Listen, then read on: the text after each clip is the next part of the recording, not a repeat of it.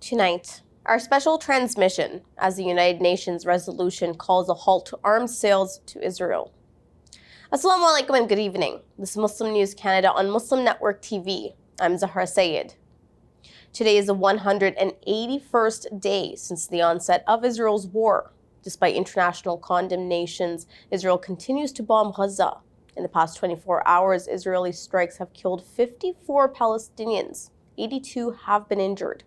One of the latest attacks targeted a residential house in the Nuseirat refugee camp, with Israeli fighter jets destroying the entire building. Israel's artillery units are bombing the eastern areas in Rafah, adjacent to the border. A Palestinian man has been fatally shot while filming an Israeli raid in the West Bank. Israel says it has dismissed 2 officers involved in strikes that resulted in the deaths of 7 aid workers in Gaza. 3 others have been reprimanded for their roles. An Israeli investigation shows an elderly Israeli captive was not killed by Hamas on October 7th. Instead, an Israeli helicopter opened fire at a car, killing Efrat Katz. Katz was a 60-year-old Israeli woman taken captive by Hamas. The death toll from Israel's war continues to rise. At the time of writing, at least 33,091 Palestinians have been killed. A report by the United Nations estimates nearly 8,000 civilians are buried under the rubble. 75,750 Palestinians have been injured. The death toll in Israel from October 7th attacks stands at 1,139. The United Nations Human Rights Council has passed a resolution calling for an immediate ceasefire. It also calls for a halt to arms sales to Israel to prevent violations of international law.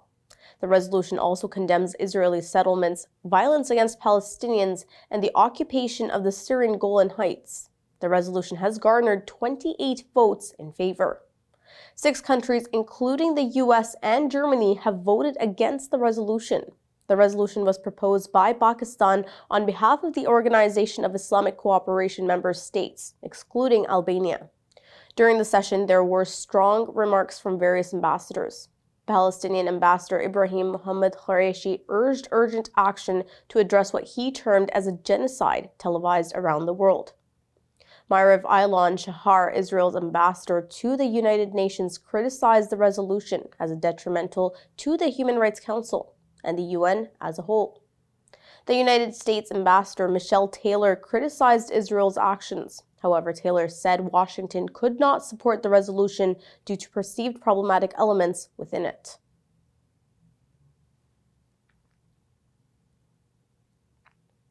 Israel has killed more aid workers in Gaza over the past 5 months than in all other global conflicts combined over the last 3 decades. A report by the Aid Worker Security Database shows at least 203 aid workers have been killed in Israeli attacks. United Nations Secretary General Antonio Guterres calls the situation unconscionable. Recent casualties include 7 World Central Kitchen workers with different nationalities. The US, the UK, Australia, Germany, and Canada are demanding investigations and better protection for humanitarian workers. Canadian Foreign Minister Melanie Joly has expressed horror at the loss of a Canadian citizen in the attacks. A British newspaper, The Independent's front page on Thursday featured a stark headline. The headline was titled, "Enough." The one-word headline was accompanied by a photo showing a Palestinian girl standing over debris in Gaza. The editorial condemns Netanyahu's actions and calls for an end to the attacks that have claimed over 33,000 lives. The critical front page comes following Israel's airstrike that killed 7 food aid workers in Gaza. The victims include 3 Britons. Their vehicles were marked as humanitarian. The newspaper says there is no need to wait for an Israeli investigation to understand what has happened. It says the known facts are not in dispute. The editorial says the airstrike victims were not Hamas militants. Instead, they were working for the World Central Kitchen Aid Group and the UN World Food Program. The Independent front page has received both praise and criticism on social media. Activists point that the criticism comes after 6 months of Israeli attacks, killing tens of thousands of Palestinians. Israel is accused of genocide at the International Court of Justice. The court ruled that Tel Aviv should do more to prevent famine in Gaza. And in related news, the U.S. President Joe Biden has urged Israeli Prime Minister Benjamin Netanyahu to take specific and concrete actions to safeguard civilians and aid workers in Gaza. Biden conveyed the message during a phone call. The news comes after an Israeli attack killed 7 World Central Kitchen humanitarian workers. Biden has called the strikes on humanitarian workers as unacceptable. He reiterated support for Israel's right to defend itself. However, Biden has hinted at potential consequences if Israel fails to address the situation. The U.S. and Israel await the results of Israel's probe into the incident. In 2022, the Biden administration urged accountability after Israeli forces killed Al Jazeera correspondent Shireen Abu Akleh.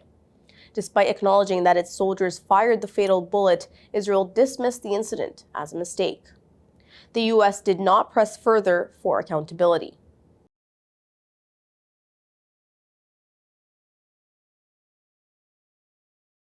Advocates for Israel are urging the federal court to overturn Canada's decision to continue funding the United Nations Relief and Work Agency.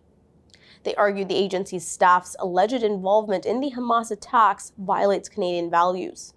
Criminal defense lawyer Lawrence Greenspan has filed the application, which says the government can provide aid for Palestinians through other agencies. The aid was suspended in January due to investigations and was later reinstated in March. So far, Israel has not provided proof for its allegations. Israeli supporters, including the Center for Israel and Jewish Affairs, argue this move is premature as the investigations have not concluded. They allege Canadian funds are indirectly supporting terrorism. On the other hand, supporters defend the agency's essential role in Gaza despite past controversies. Foreign Affairs Minister Jolie praised the agency last November for providing the essential supplies in Gaza.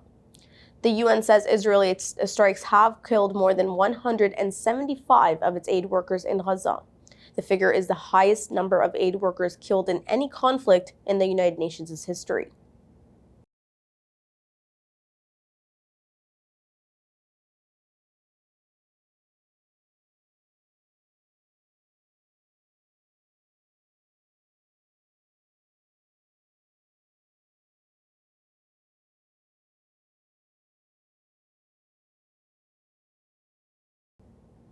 An attempted break-in at Winnipeg's Ellis Avenue Mosque has left members of the Muslim community fearful during Ramadan. Police responded to a call about the incident early morning on Tuesday. Adnan Siddiqui, the center's director, says the caretaker saw the intruders armed with an axe and a large knife. No injuries have been reported. The mosque complex houses Jamia Masjid Abu Bakr al-Siddiq and the community center. Since the incident, fewer people are attending evening feasts. Police say they have not found a motive yet, and so far, there is no indication that the attack was religiously motivated. The mosque has increased security measures following the incident. The crimes unit is investigating the incident and urging anyone with information to come forward. Thank you for watching. Our news is produced by Muslim Network TV, which is a not-for-profit organization. We need your support for donations. Please scan the QR code on our broadcast or visit muslimnetwork.tv to donate now so we can continue to amplify the voices of Muslims in Canada and abroad. Assalamu alaikum.